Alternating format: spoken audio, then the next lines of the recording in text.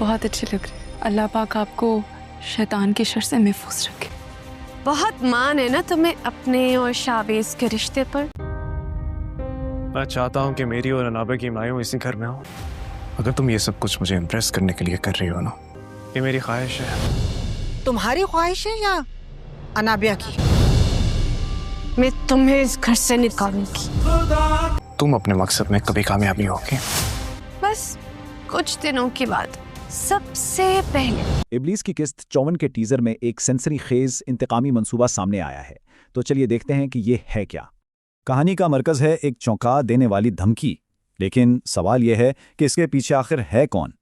एक शादी होने जा रही है, लेकिन इसकी बुनियाद झूठ और धोखे के सिवा कुछ भी नहीं है। अनाबिया शावेज से शादी करने वाली है। मसला यह है कि शावेज ने एक बहुत बड़ा राज छुपाया हुआ है, और राज ये है कि शावेज पहले से ही मरियम का शौहर है। यहीं से असल कहानी शुरू होती है। तो क्या इसका मतलब यह है कि अनाबिया इस सारे खेल से बिल्कुल अनजान है? जी नहीं, वो सब कुछ जानती है, और इसके बावजूद वो शादी करने पर तुली हुई है। तो अनाबिया के लिए ये मोहब्बत का मामला नहीं, बल्कि ये मरियम के खिलाफ इंतकाम का एक मंसूबा है।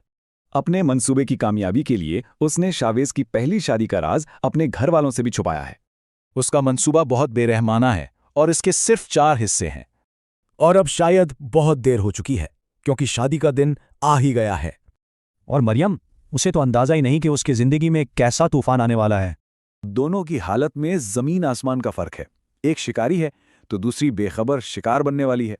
मरियम की हालत बहुत खतरनाक है, क्योंकि वो इस सारे इंतकाम का अनजान निशाना है। तो सवाल यह है कि शादी के बाद मरियम का क्या होगा? अनाबिया का असल मकसद क्या है? अनाबिया का मंसूबा है कि वो मरियम की जिंदगी को एक कभी ना भूलने वाला अजाब बना देगी। वो किसी भी कीमत पर मरियम को शावेज की जिंदगी से निकाल कर ही दम लेगी।